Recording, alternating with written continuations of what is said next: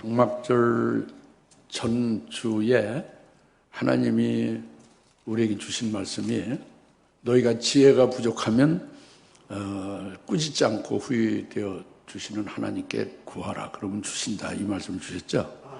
그런데 오늘 지혜로 충만하라는 말씀을 사도행전 6장 10절 말씀을 통해서 주시죠. 연관이 되는 것입니다. 지난번 지혜가 부족하면 구하라. 그 지혜로 충만하라 하는 말씀과 오늘 지혜의 영으로 충만하는 말씀이 연결된다고 봅니다. 같은 건 아닌데 연결된다고 합니다. 그래서 오늘 지혜의 영으로 충만함을 받아서 환난 날에, 은혜 시대가 아니고 환난 날에 승리하며 복된 자가 될 수 있도록 그 비밀을 오늘 깨닫는 날입니다.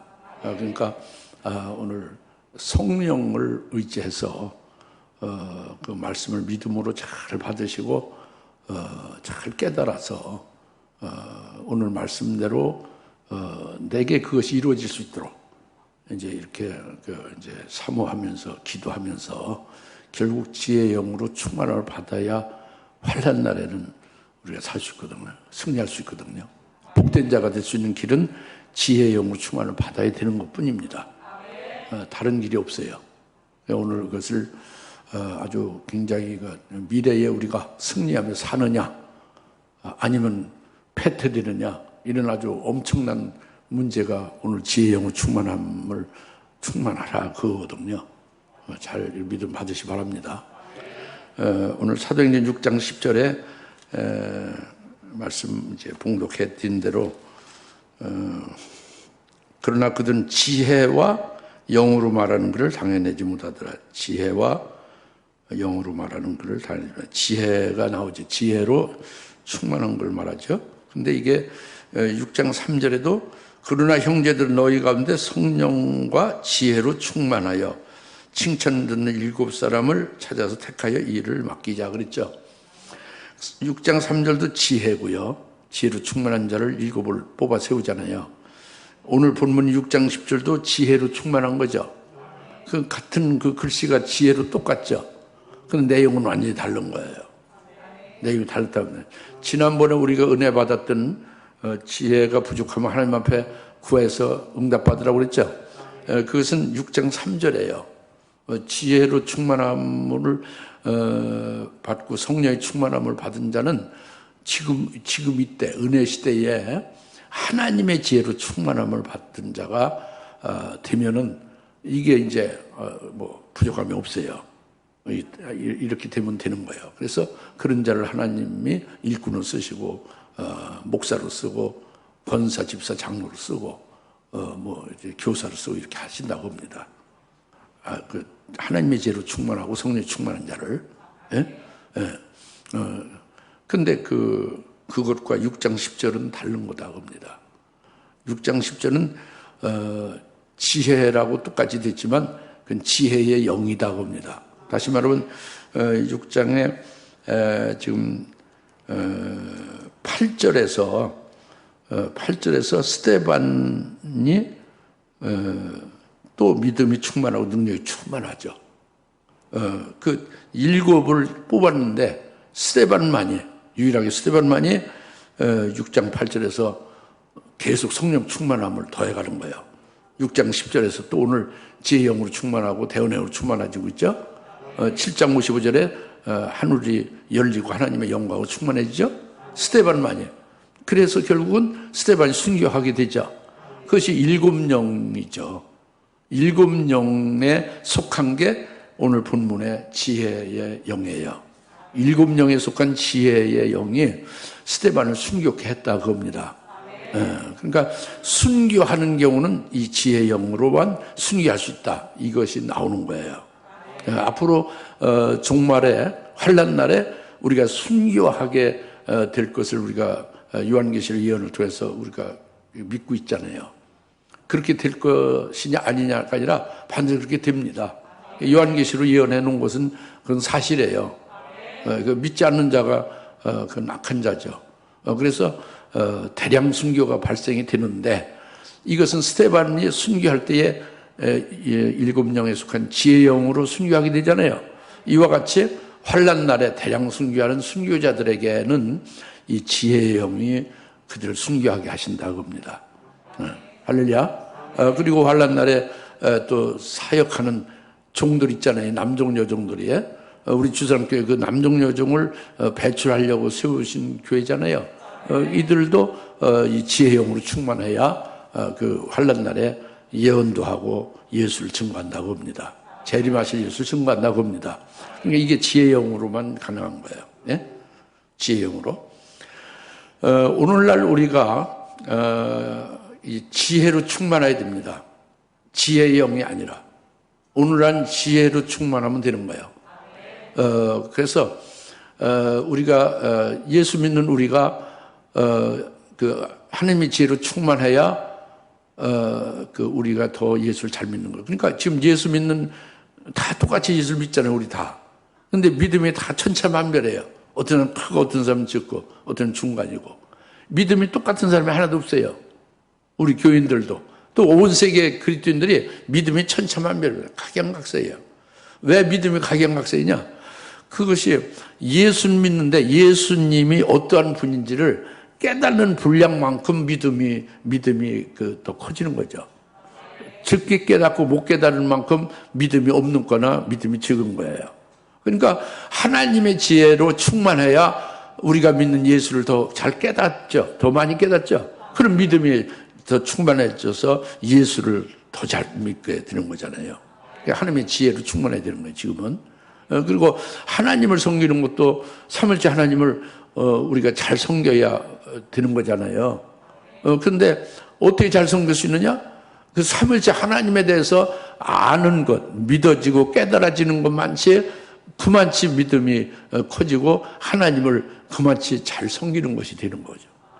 삼일째 하나님에 대해서 어둠은 어둠만치 그 하나님을 어둡게 섬기는 거예요. 제대로 잘 못 섬기는 거죠. 예. 우리가 하나님의 뜻이나 그 성경을 통해서 하나님의 말씀이나 성경에 있는 이제 하나님이 우리를 구원하시는 그 역사를 우리가 깨닫는 것이 이게 하나님의 지혜로만 깨달을 수 있는 거죠. 말씀을 깨닫는 게. 오늘날 하나님의 뜻이 이루어지는 걸 뭘로 할 수 있냐? 하나님의 지혜로 할 수 있는 거예요. 오늘날 하나님의 역사가 어떻게 역사가 되겠느냐를 이것을 어떻게 깨달아요? 세상 지혜로는 안 되죠. 사람 지혜로 안 되죠. 하나님의 지혜로 깨닫는 거예요. 이것이 오늘날 그 하나님의 지혜로 충만해야 되는 절대적인 이유입니다.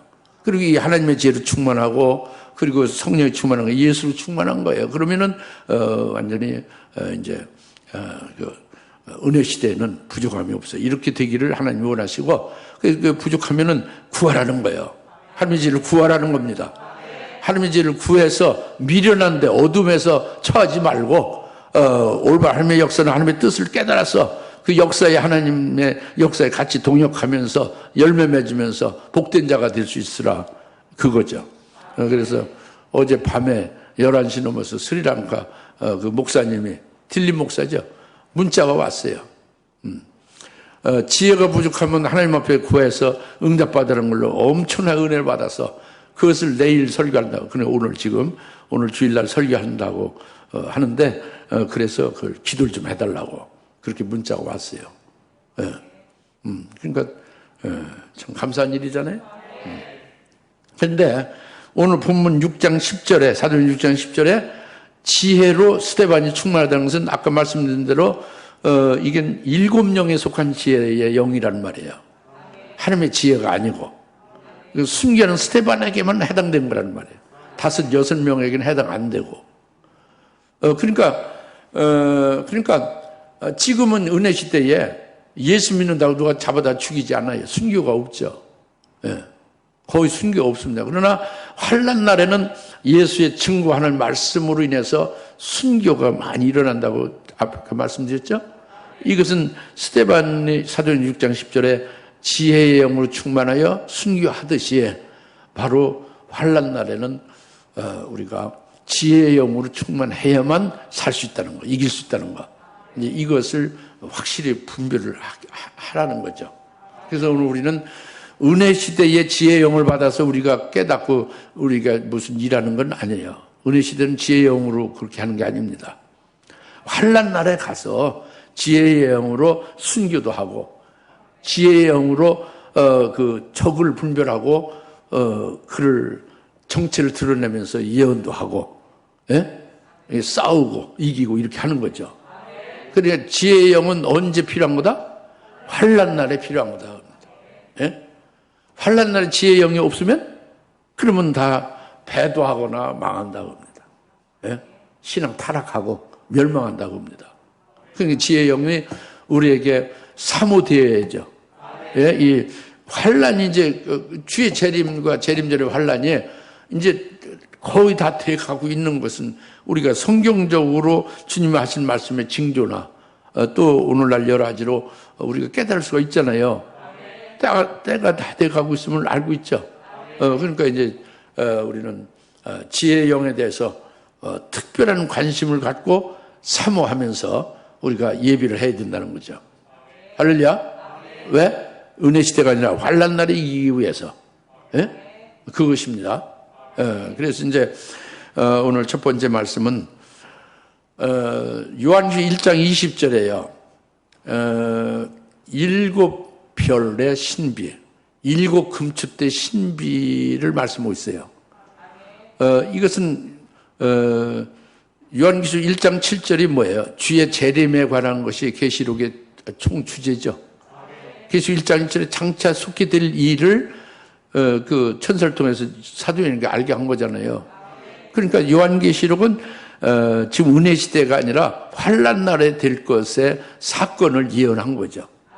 주의 재림과 재림절에 있을 환난 날에 주로 될 일을 말한 거예요. 그러니까 거기에 해당되는 게 일곱 별과 일곱 금축대 교회라는 말이죠. 예? 그래서 이 일곱 별과 그냥 인자 같은 분, 주님이죠. 주님을 인자 같은 분이라고 했는데 요한계시록에서 주님이라고 안 하고 인자 같은 분이라고 하는 것은 재림하실 주님을 지칭하는 거예요. 그리고 그분은 신랑 예수님이라는 것을 가리키는 거죠. 그리고 그분은 영광의 주로 그를 대적하는 자는 대적당해서 죽임당하는 예수가 아니라 대적하는 자는 그냥 아주 그냥 하나님의 공의로 여지없이 멸망시키는 심판주다 그죠. 이게 인자 같은 분이죠. 그런데 인자 같은 분의 오른손에 딱 붙잡힌 오른손에 있는 일곱 별의 비밀이다. 신비.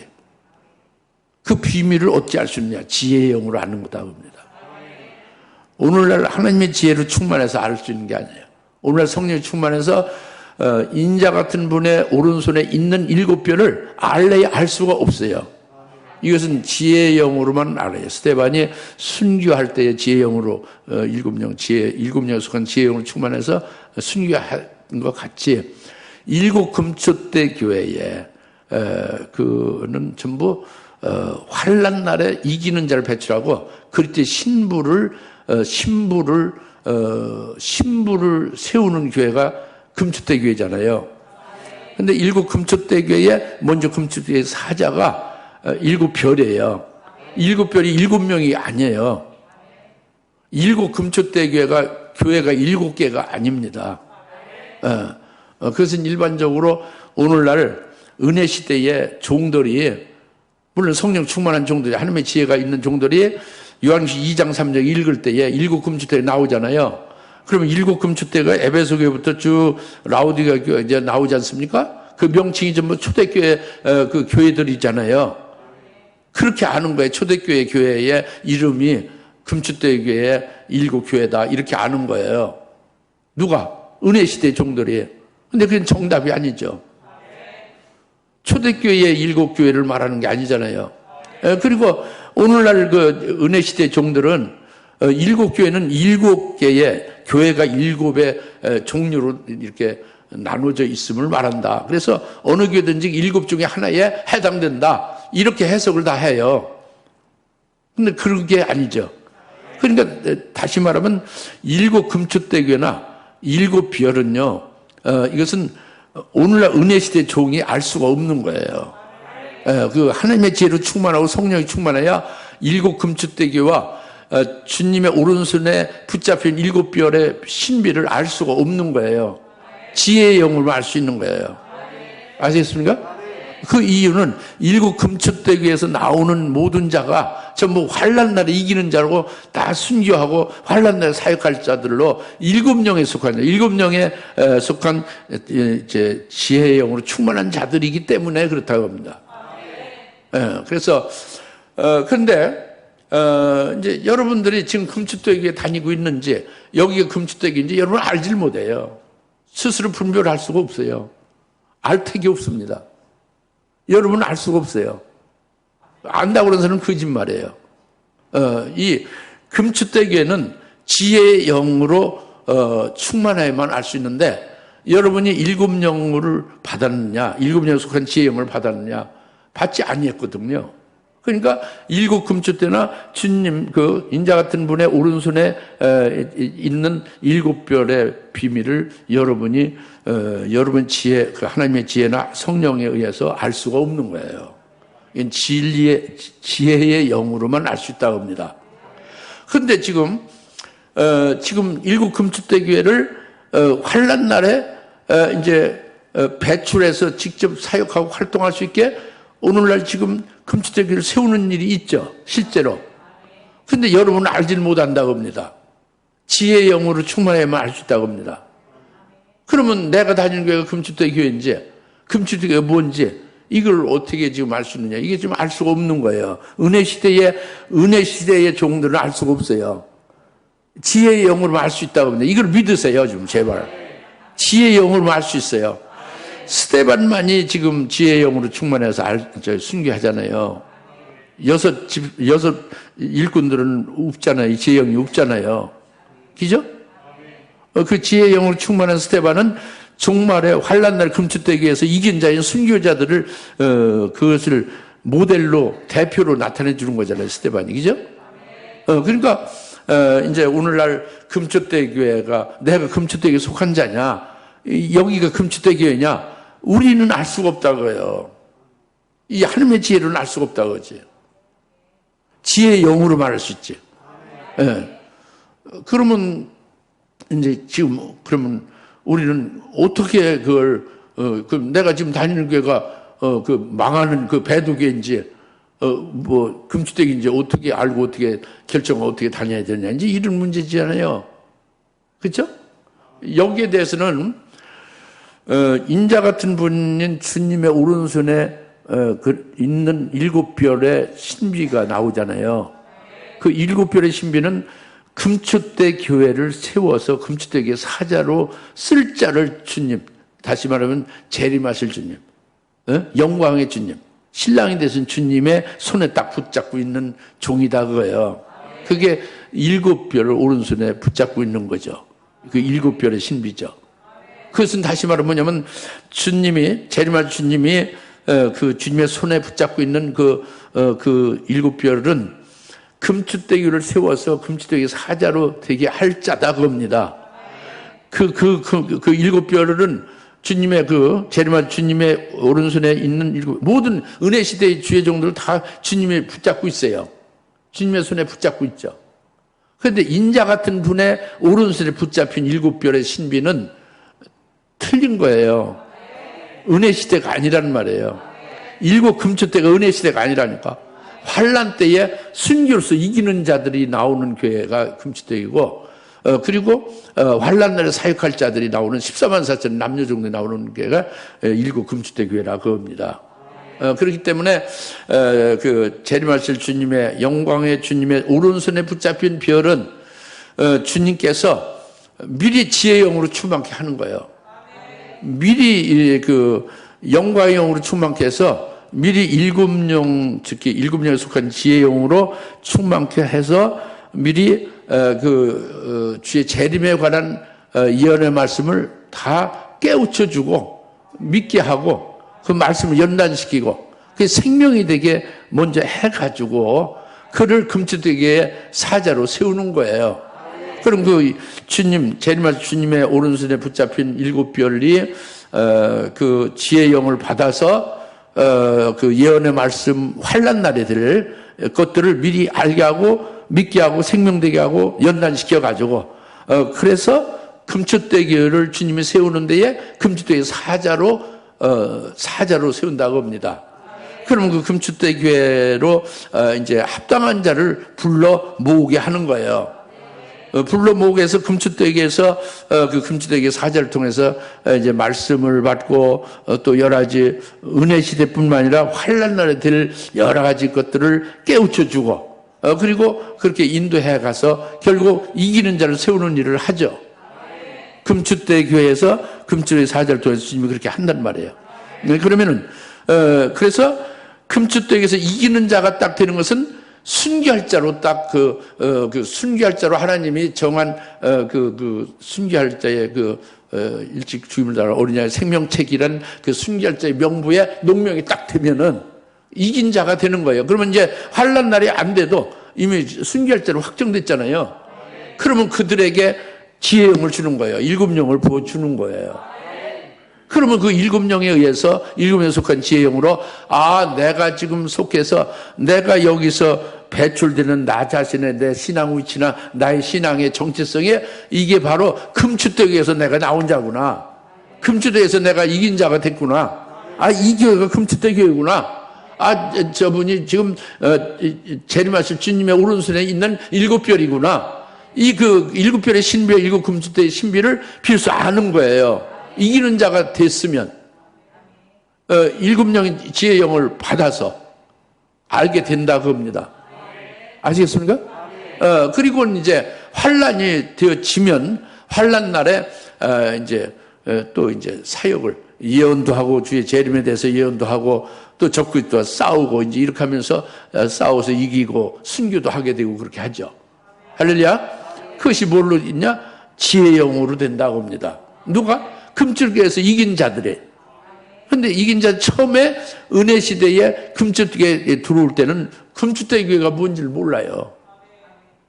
여러분 솔직히 주사람교회 올 때 주사람교회가 교회가 다 다른 교회나 같은 교회지. 말씀이 좀 은혜가 있거나 뭐 독특하다 이 정도지. 영어로 환히 금추대교회 일곱 금추대교회 딱 뭐 그렇게 딱 보고 왔어요? 그게 아니지, 그죠? 모르는 거예요. 근데 여러분들이 마음과 영혼 속에 정말로 내 영혼을 복된 곳으로 인도해주는 그런 교회나 그런 목자가 나에게는 필요하다. 그래서 사모하고 자기도 모르게 영혼이 기도하고 성령으로 기도하고 자기도 모르게 또 자기도 이제 나중에 알게 되고 그러면서 헤매고 방황하다가 찾고 찾다가 이제 도달된 곳이 이렇게 된 거죠. 그 하나님이 그 중심을 보고 그 사모를 보고 합당한 자로 금추대교회의 금추대 공동체에 이제 들어오게 하신 거죠. 여러 방편을 통해서. 그러나 모르는 거예요. 하나님의 지혜로나 성령이 충만해서 금추대교회가 바로 이거다. 재림할 주님의 손에 붙잡힌 그 일곱 별의 신비가 바로 이거다. 이걸 알 수는 없는 거예요. 지금 지혜의 영으로만 알 수 있다는 걸 말씀드리는 겁니다. 깨달아집니까?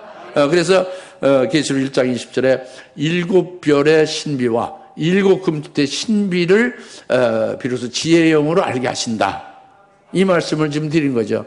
잘 깨달아집니까? 그래서 이제 결국은 지금 은혜 시대가 아니라 앞으로 있게 될 환난 날에 가장 복된 자는 누구냐? 지혜의 영을 받은 자가 되는 거예요. 그들이 이기는 자가 되는 거죠. 한마디로 말하면 금추대교회에 배출된 자가 되는 거예요. 결국 그때 신부가 되는 거죠. 이게 지혜의 영으로 받은 자라고 합니다. 할렐루야. 그것을 좀 말씀하시고 두 번째로는요. 계시록 17장 7절입니다. 지혜의 영으로 그 음녀의 신비를 알고 음녀 비밀 그리고 음녀를 태운 일곱 머리 열 뿔 음녀를 이렇게 그 위에 올라타게 해서 음녀를 태운 일곱 머리 열 뿔 짐승의 비밀을 너에게 알게 하리라. 근데 계시록 17장 7절에 그렇게 그 신비에 대해서 음녀와 일곱 머리 열 뿔 짐승의 신비에 대해서 나오죠. 근데 17장 9절부터 12절에 지혜 있는 생각이 여기 있으니 지혜 있는 생각이 여기 있으니 일곱 머리는 일곱 산이요 일곱 왕이다 그랬죠. 지혜 있는 생각이 여기 있다는 지혜는 하나님의 지혜가 아니에요. 지혜를 충만한 오늘날 은혜 시대의 지혜를 말하는 게 아닙니다. 왜 그러냐면 일곱 머리 열불 짐승이 은혜 시대에 등장하지 않거든요. 은혜 시대에 필요가 없어요. 환난 날에 등장하거든요. 환난 날에 등장한 일곱 머리 열불 짐승의 그걸 아는 지혜는 지혜의 영을 가리킵니다. 일곱 영에 속한 지혜의 영을 가리켜요. 아시겠습니까? 이걸 확실하게 분별하십시오. 지혜의 영을 통해서 일곱 머리 열불 짐승을 확실히 깨닫고 깨닫는다는 그 정체가 누구다 요거만 이렇게 겉으로 예모로만 아는 게 아니에요. 그 속까지 다 아는 거예요. 온전히 아는 거죠. 예? 무슨 알겠죠? 그래서 일곱 머리 열불인데 일곱 머리 그 짐승을 오늘날 뭘로 푸냐면 일곱 귀신 들린 자를 일곱 머리라고 그래요. 일곱 머리 짐승에 일곱 귀신 들린 자로 그렇게 풀어요. 그렇게 해석하죠. 잘못된 거예요. 그건 은혜 시대 종이 어거지로 푸는 거예요. 하나님의 지혜로 억지로 푸는 거죠. 지혜의 영역에서 그가 하나님이 알려준 게 아니에요. 그러니까 일곱 귀신 들린 자라고 하는 거지. 그런데 일곱 머리의 비밀은 지혜의 영으로 깨달으면 아주 간단하게 거기서 분명하게 일곱 귀신이 아니라 일곱 산인데 일곱 왕이다. 일곱 왕은 나라의 대표자잖아요. 그 나라를 가리키는 거예요. 왕은. 예? 미국 대통령이 여기 왔으면 미국이 온 거잖아요. 예수님이 이 땅에 오시면 천국이 온 거잖아요. 나라죠. 그러니까 일곱 머리는 일곱 왕이다. 그러니까 사도 요한이 볼 때에 하나님을 대적했던 나라 제국이 그 다섯이 있었는데 요한이 볼 때 다섯이 망했다. 그것이 애굽 제국부터 아수르, 바벨론, 메데파시아, 헬라 나라의 제국들이 다 하나님 백성을 괴롭혔죠. 하나님을 모독했죠. 이들이 다섯 머리였다 그죠. 현재 머리 하나가 있다는 것은 로마 제국. 사도 요한이 요한계서 쓸 때 당시에 로마 제국이죠.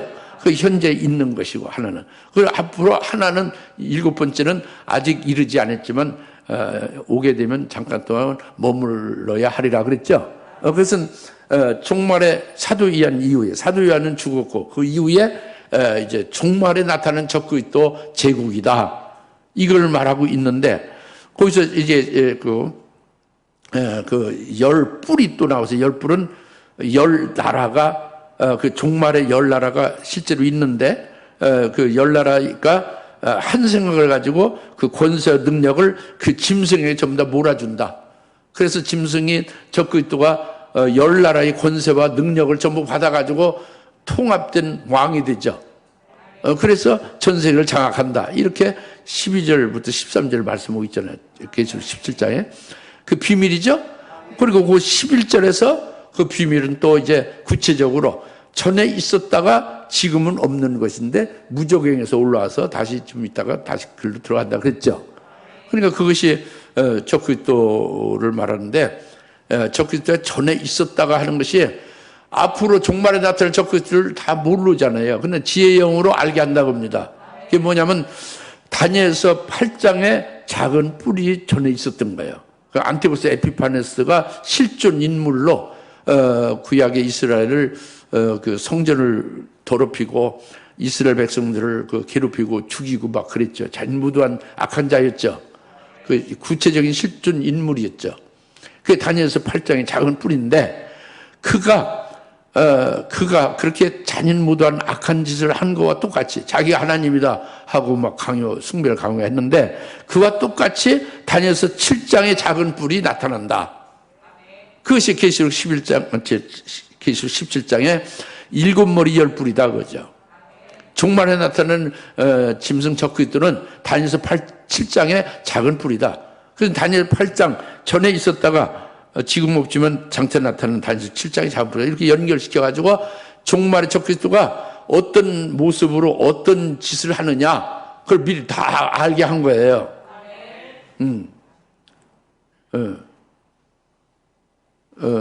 실존한 안티고스 에피파네스도 똑같은 악한 짓을 한다. 종말의 적그리스도. 그래서 이 일곱 머리 열불 짐승의 비밀을 지혜의 영으로 알게 하는 것인데 여러분이 지금 이렇게 저를 통해서 알게 됐죠. 알게 된 거는 원리적인 것만 알게 된 거지. 적그리스도 딱 나타나면 그 속까지 다 알아요, 몰라요? 그걸 지혜의 영으로 알게 된다 그겁니다. 그 속이 뭐예요? 그가 그 음모를 꾀하고 괴계를 꾀하고 그가 여러 가지 그 악한 그 계기를 행하고 막 하는 그런 걸 은비한 것을 속에 있잖아요. 여튼 그를 대적해서 승리할 수 있게 하려면 알아야 되잖아요. 그를 어떻게 알아요? 일곱 머리 열풀 짐승의 신비를 지혜의 영으로 알게 한다 그겁니다. 아시겠죠? 그리고 그다음에 그 일곱 머리 열풀 짐승을 올라탄 여자가 창녀다. 그 창녀 음녀를 알게 한다 그랬죠. 그것도 지혜의 영으로 알게 하는 거예요. 그냥 알 수 있는 게 아니에요. 여러분 그냥 알다고 하면 천만에하죠. 그러면 여러분들은 아무 저기가 없는 거지. 준비도 없고 환난 날에 가서 아무 무대책이죠. 음녀, 창녀, 배도한 자의 그 비밀을 아는 것도 지혜의 영으로 알게 되는 것이다. 그것이 계시록 17장 3절에 그 계시를 한 거예요. 왜 음녀가 됐냐? 일곱 머리 열풀 짐승에 올라탔다고 한 것이 그 배도한 것을 나타내서 창녀라고 한 것이 그걸 말하는 거예요. 그냥 배도했구나 이런 얘기가 아니라 제대로 깨닫는 거지. 배도한 거를. 예수를 믿었던 자들이 예수님 믿고 하나님께 예배도 드리면서 적그리스도에게도 협력한다. 이거다 그거예요. 근데 그걸 어떻게 알아요? 겉으로는 하나님의 예배 드리잖아요. 예수 말하고. 근데 실제 속 중심은 적그리스도를 받아들이고 적그리스도 등에 올라타고 있잖아요. 이걸 그 음녀의 그 정체를 어떻게 알 수 있냐? 지혜의 영으로 알 수 있다 그겁니다. 알겠습니까? 그 다음에 계시록 17장 4절에는 그 음녀의 그 모습과 정체성을 구체적으로 말한 거예요. 저 자주색과 주홍색 옷을 입었다고 해요. 음녀는 옷을 입었다 그러죠? 주홍색 자주색 옷으로. 그리고 금과 보석과 진주로 단장을 했다고 해요. 장식을 금과 보석과 진주로 단장을 했다고 합니다. 그리고 손에 금자는 가증한 것과 더러운 것 꽉 차 있다. 이것이 뭘로 알 수 있냐? 지혜의 영으로 알 수 있게 된 그 음녀에 대해서 그 음녀의 정체와 그 모습의 그 속의 모든 것들이 왜 그렇게 음녀가 되고 그렇게 지금 창녀인가를 구체적으로 다 꿰뚫어 그 비밀을 알게 하는 것이 지혜의 영이다. 계시록 17장 4절로 계시를 한 거예요. 무슨 말 알겠죠? 그래서 지혜의 영으로 인하여 일곱 머리 열풀 짐승과 음녀의 신비를 알려준다 하는 것이 이제 오늘날 이제 은혜 시대가 아니라 환난 날에 적그리스도 일곱 머리 열풀 짐승이 환난 날에 등장을 하잖아요. 등장한 그때로부터 그를 정면으로 알고 그 속의 걸 다 알고 그와 대적해서 싸워 이긴다. 이게 누가? 지혜의 영을 받은 자가. 그래서 그 깨달아 알고 이것을 지혜의 영을 받은 자가 이제 이길 수 있다는 것은 이제 그 음녀에게 가서 내 백성아 그 여자에게서 나오라 하고 외치기도 한다고 합니다. 알겠죠? 이게 지혜의 영으로 외치는 거예요. 깨달아서. 아시겠습니까? 네, 이제 그래서 두 번째 일곱 머리 열풀 짐승과 짐승단 음녀의 신비를 지혜가 여기 있으니 즉 진리의 영으로 지혜의 영으로 알게 하신다 이 말씀을 드린 거죠. 네. 그 다음에 마지막으로요 계시록 13장 18절에 지혜가 여기 있으니 그 짐승의 숫자를 헤아려 보라. 그 짐승의 숫자는 사람의 수니 666이니라 그랬죠. 지혜가 여기 있으니 그랬죠. 계시록 13장 18절. 그 지혜는 하나님의 지혜를 말하는 게 아니라 지혜의 영을 가리키는 거예요. 왜? 짐승표는 은혜 시대에 있는 게 아니에요. 그 은혜 시대는 있는 게 아니니까 은혜 시대에 하나님의 지혜를 충만하고 성령이 충만해서 은혜 시대 사역자나 그 그리스도인들이 은혜 충만하고 지혜가 충만해서 짐승표 600을 알 수 있느냐? 짐승표가 아예 없는데 뭐 해당이 안 되는데 은혜 시대는 그러니까 알 필요도 없고 알 수도 없는 거예요. 은혜 시대의 종들은. 알겠습니까? 그러니까 계수 14장 18절에 지혜가 여기 있으니 그 짐승의 숫자를 헤아려 보고 그 짐승에서 사람의 수는 660이라는 것은 환난 날에 가서 지혜의 영을 받은 자가 짐승표 666의 비밀을 안다 그겁니다. 알겠습니까? 그런데 여러분 생각에 지금 저는 660 알고 있는데 뭘 알아요? 금추기의 사자를 통해서 알았지. 그러나 이제 깊이 있게 아주 깊이 660년 경제의 그 메커니즘의 깊은 속을 다 알아야 꿰뚫어서 모르잖아요. 근데 그것이 지혜의 영으로 알 수 있다 그겁니다. 그래서 여러분들이 이기는 자가 되면은 이제 순결자로 믿음에 딱 섰고 이제 말씀이 그 예언의 말씀으로 이게 생명돼서 무장이 딱 됐다.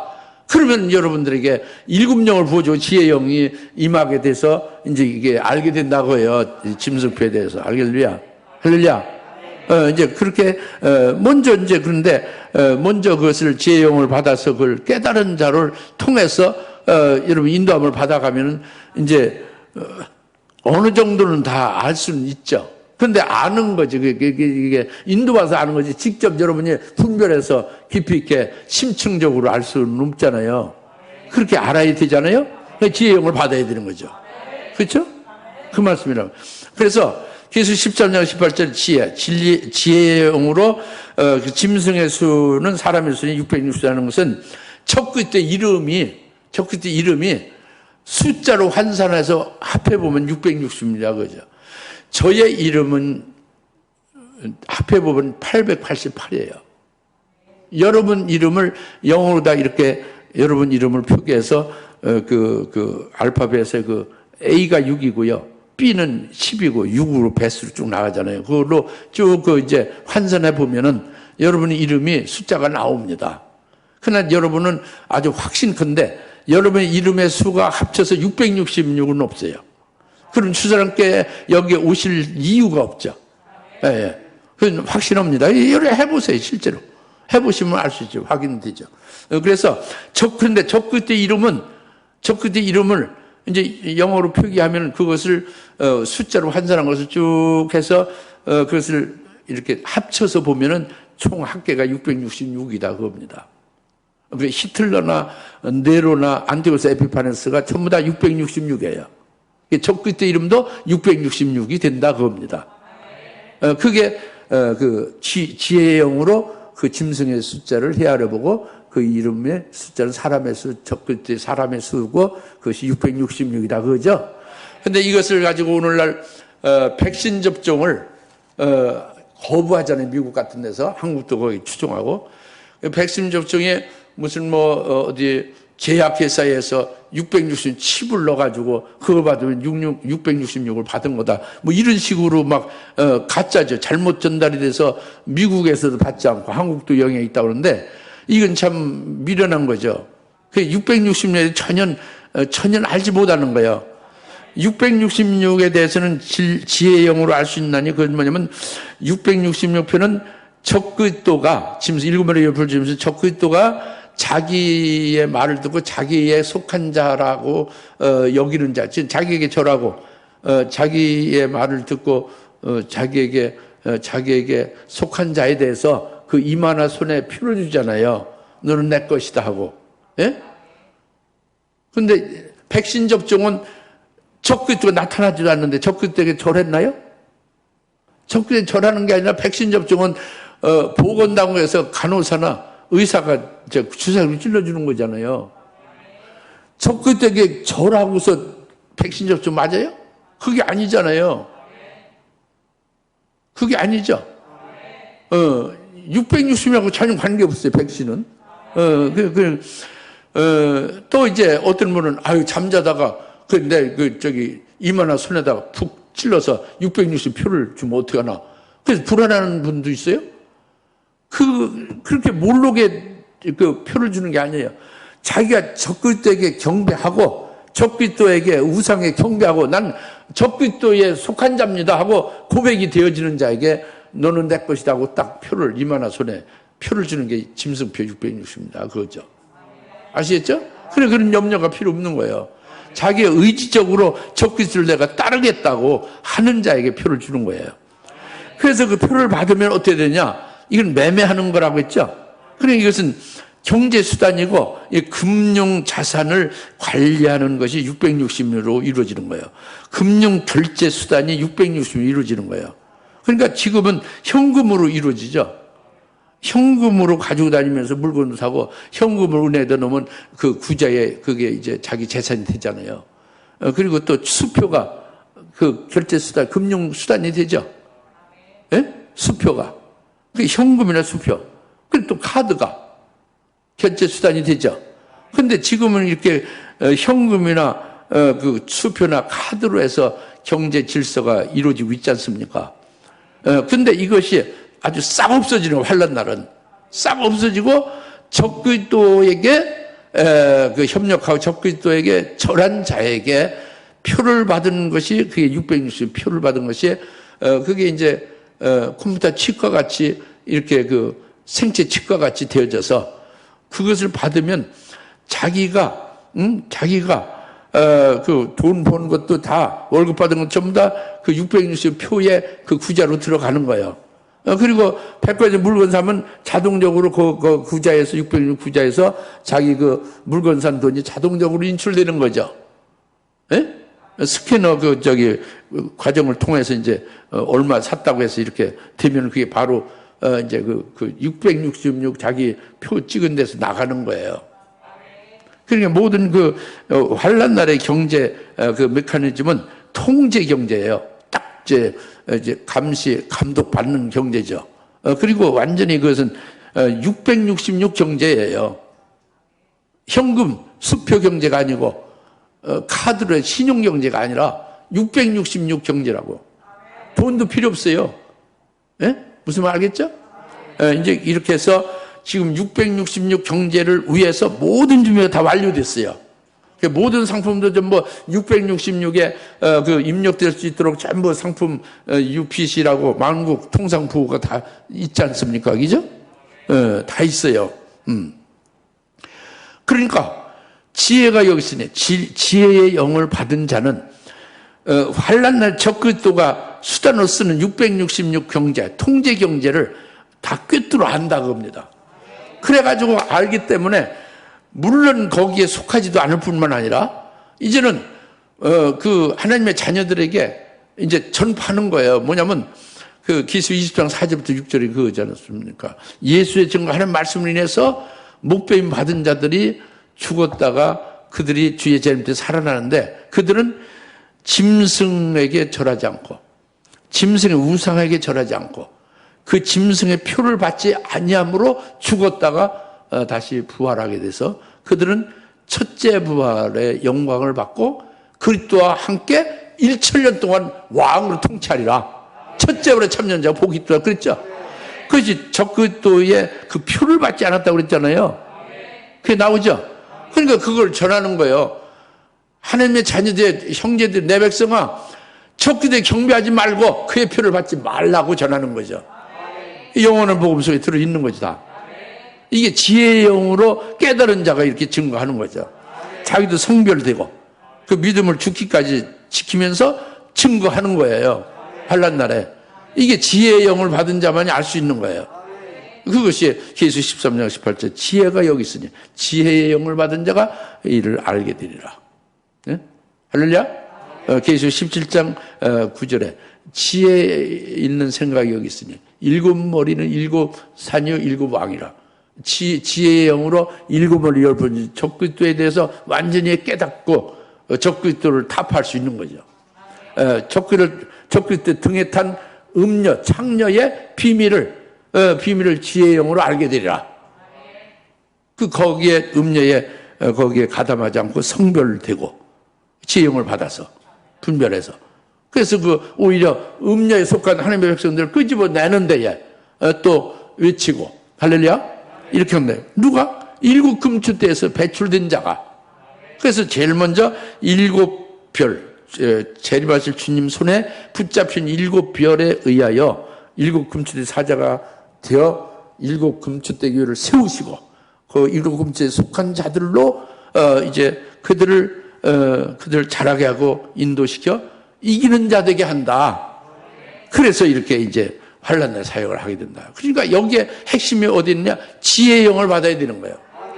지혜의 영이 그래서 중요한 겁니다. 잘 깨달아집니까? 지혜의 영은 지혜하고 다른 거예요. 하나님의 지혜하고 다른 거예요. 차원이 굉장히 높은 겁니다. 환난 날에 절대로 필요한 거죠. 은혜 시대는 필요가 없는 거예요. 지금 환난 날에 필요한 거죠. 깨달아집니까? 네, 그래서 사도행 6장 10절에 지혜의 영으로 스데반이 충만했다. 그래서 순교했다. 오늘 우리들에게 환난 날에 될 것을 미리 모델로 스데반으로 계시해 준 거죠. 잘 믿어집니까? 예, 기도합시다. 할렐루야. 하나님 아버지 참 감사합니다. 오늘 스데반으로 사도행전 6장 10절에 지혜의 영으로 충만함이 무엇을 가리키며 우리에게 그것이 꼭 환난 날에 절대 필요한 것이고 이를 사모하게 하시고 지혜의 영으로 무엇을 이기는 것인지 이제 잘 깨닫게 하시니 감사합니다. 예수님의 이름으로 기도합니다. 아멘. 이제는 속히 재림하실 예수 그리스도의 은혜와 하나님 아버지의 극진하신 사랑하심과 성령님의 감화 감동 내주셔서 충만하심이 오늘 지혜의 영으로 충만한 말씀을 아멘을 받고 환난 날의 지혜의 영으로 충만하여 승리하기를 사모하는 모든 힘의 사랑 권수를 머리 위에 지금으로부터 영원토록 함께 계실지어다. 아멘.